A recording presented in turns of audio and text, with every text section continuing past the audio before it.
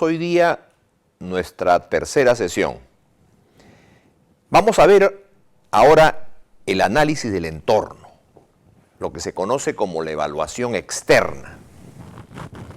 Y hemos dividido en dos partes el capítulo 3, que es el capítulo posiblemente más largo de un plan estratégico, porque vamos a ver todo lo que está fuera de la organización. Y lo que está fuera de la organización es muy amplio. Va desde lo que pasa en el mundo, a lo que pasa en el continente, a lo que pasa en el país, a lo que pasa en la región, estado, provincia, departamento, hasta que llegamos al sector industrial y en algunos casos hasta la empresa. O sea, esto es como si fueran una serie de capas que vamos a ir analizando desde el mundo hasta llegar a la organización. Por eso que comenzamos con lo que se conoce como el contexto global. Y la primera parte va a analizar lo que sería el entorno lejano.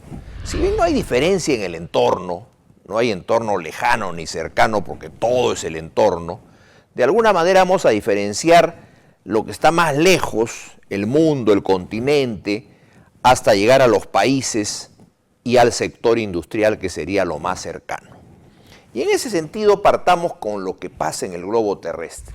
Lo primero que uno hace en un plan estratégico es analizar qué pasa en el mundo. Y a veces los gerentes no nos ponemos a pensar en que el mundo no es plano, el mundo es esférico, pero hay que analizarlo en toda su dimensión y ver dónde está nuestro país. Si estamos en el Perú, tenemos que pensar que esta es nuestra ubicación con relación al mundo.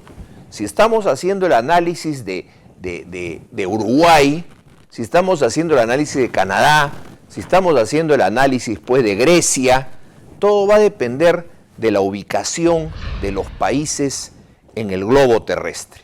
Y esto nos hace traer a colación un nuevo término, que es el término geoestratégico.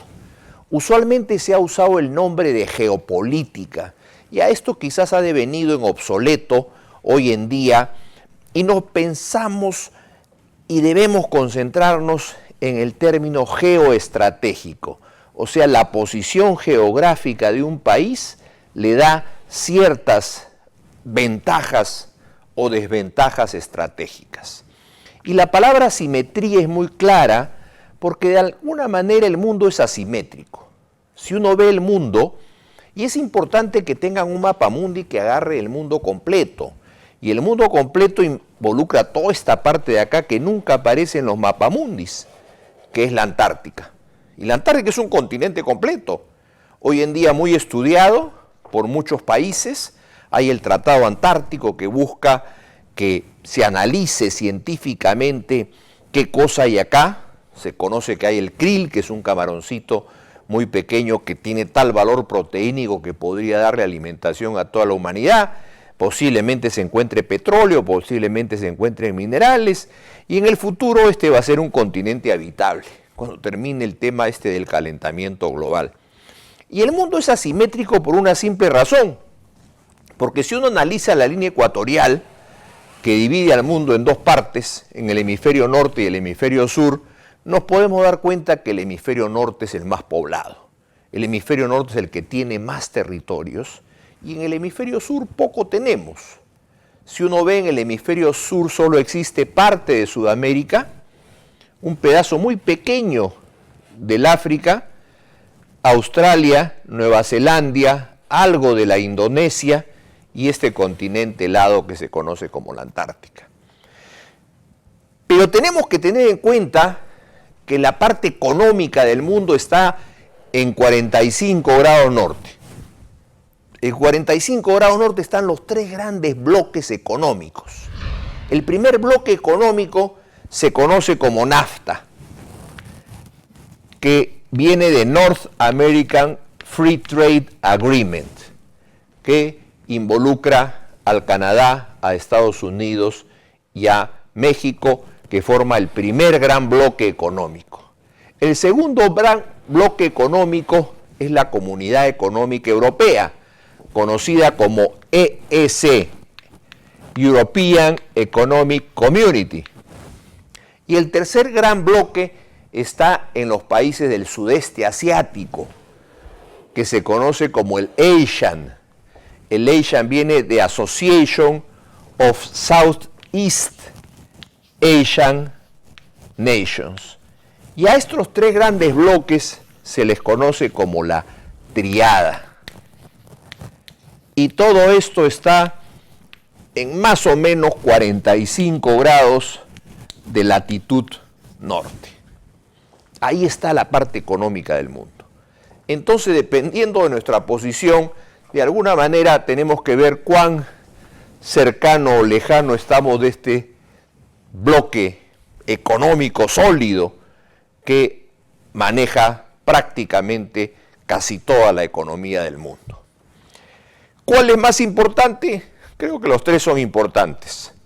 Tenemos que pensar que el NAFTA lo componen 3 países, como hemos dicho, Canadá, Estados Unidos y México. El EEC lo componen 12 países iniciales de la Comunidad Económica Europea. Pongo más porque ahora se han acoplado más países y ya están en 21, 22, porque inclusive muchos países de lo que era la Europa Oriental ya están postulando para ser parte de la economía de la Europa. Y el ASEAN, que parte pues de Japón, que es el gran país que lidera la parte del este asiático, los 4 tigres asiáticos, que son Hong Kong, Singapur, Taiwán y Corea, y los 4 nuevos tigres, que son Malasia, Indonesia, Filipinas y Tailandia. Y a esto se suman 2 países más que de alguna manera son los 2 grandes entrantes en la economía mundial, que son la China fundamentalmente y Rusia. Entonces, cuando analizamos un plan estratégico, lo primero que tenemos que ver en un plan estratégico es qué pasa en el globo terrestre. ¿Qué pasa en el globo terrestre? Y cómo esto influencia al continente donde mi país se encuentra. Y si analizamos esta parte económica, tenemos que ver varios factores. El primer factor es que la mayor cantidad de países está en el hemisferio norte. Y obviamente, por razones lógicas, la mayor cantidad de la población está igualmente ahí. Y hoy en día estamos en un mundo económico donde los mercados los constituyen personas y tenemos que estar donde están los mercados. 90% de la población del mundo está en el hemisferio norte y tan solo el 10% de la población está en el hemisferio sur.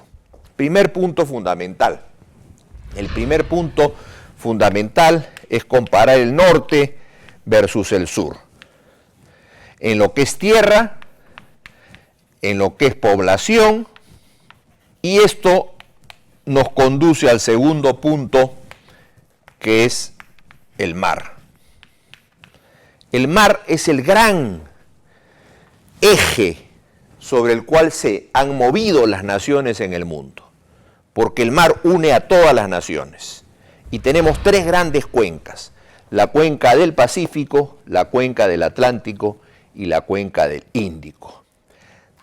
La cuenca del Pacífico 2 veces y media más grande que la cuenca del Atlántico, y la cuenca del Atlántico 2 veces más grande que la cuenca del Índico. Ahora, es importante tener en consideración que los océanos no están comunicados.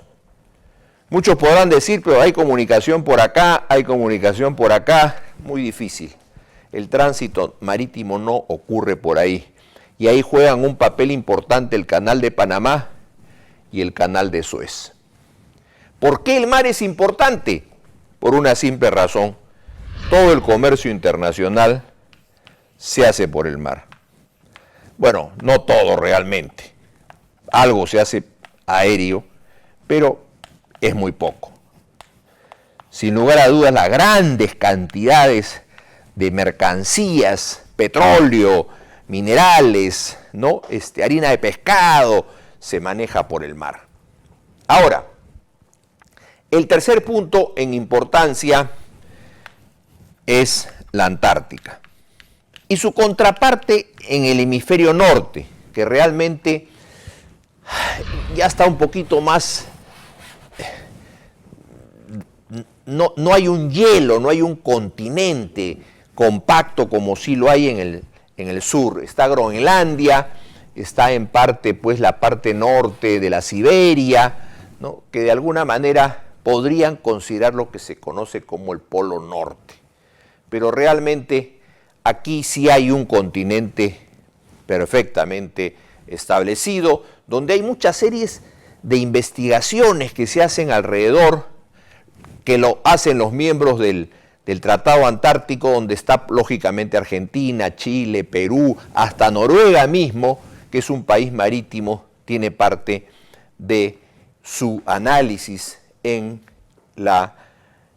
el continente, llamemos así, antártico. Entonces, si nosotros analizamos el primer paso de un plan estratégico, está en analizar y ver la importancia de los trópicos, el trópico de Cáncer, el trópico de Capricornio. Y vemos que en esta zona, en esta franja donde están los países tropicales, no hay países desarrollados, con excepciones notables como son Singapur posiblemente, ¿no?, y de alguna manera los países, los nuevos tigres asiáticos. Pero la mayoría de países desarrollados está en las partes frías, está en las partes de latitudes altas, que si comparamos el norte con el sur, lo que existe a 45 grados norte no tiene su equivalencia en el hemisferio sur, donde prácticamente no hay nada. Posiblemente las excepciones sean Australia y Nueva Zelanda, que son países desarrollados, pero muy poco poblados, en especial Australia, que es un gran continente, tiene muy poca población con relación al resto. Pero ahora analicemos a los dos países que más nos interesan, que son India y la China. Estamos hablando de que casi la mitad de la población del mundo está en dos países. 7.000 millones de habitantes, 2.600 más o menos están en China e India. Por eso hay el gran interés de muchos países de tener relaciones comerciales con China e India, porque lógicamente ven en ello el gran mercado del mundo. Veamos el corte vertical, el meridiano de Greenwich, que divide al mundo en el hemisferio occidental y en el hemisferio oriental. 180 grados de longitud, 180 grados de longitud. Cada 15 grados tenemos un uso horario, hay 12 horas más hacia acá, 12 horas menos hacia este lado. Tenemos prácticamente que estar seguros de a dónde estoy haciendo negocios para saber, lógicamente, que lo que hoy día es las 5 de la tarde acá en Lima, pueden ser pues las 12 de la noche en Holanda, ¿no? O posiblemente 12 horas más si me voy a relacionar con Singapur o con Indonesia. Es importante conocer al mundo verticalmente porque tiene esas particularidades. Hoy día posiblemente sean un poquito más de 7.000 millones de habitantes en casi 510 millones de kilómetros cuadrados, pero solamente el 71% del continente es mar y el 29% del planeta Tierra es tierra. 90% de la gente, 6.300 millones de habitantes en el hemisferio norte, tan solo 10%, o sea, 700 millones, poco más, poco menos, de habitantes en el hemisferio sur. Es interesante ver las cuencas. La cuenca del Pacífico es enorme y para los países que están en la cuenca del Pacífico, el APEC tiene un valor notable. El APEC. Asia Pacific Economic Community. 21 economías conforman el APEC. Tenemos el gran bloque del sudeste asiático, tenemos el gran bloque de Australia y Nueva Zelanda, tenemos el NAFTA acá y aquí tenemos un poco lo que va a ser uno de los aliados más interesantes del continente latinoamericano, que se llama la Alianza del Pacífico, que lo componen México, Colombia, Perú y Chile. Posiblemente sea uno de los pactos nuevos, importantes, donde están las 4 economías más interesantes y crecientes de toda Latinoamérica y todavía con países con una economía de libre mercado. Es interesante analizar el Mercosur. El Atlántico es un continente más pequeño, donde tenemos pues a Brasil, Argentina, Uruguay y Paraguay. Y de alguna manera está la Comunidad Económica Europea, está África, que es un continente todavía incierto, y lógicamente la unión de estos dos grandes océanos la tiene el Canal de Panamá y de alguna forma el Estrecho de Magallanes o el Cabo de Hornos, si quiero pasar por ahí.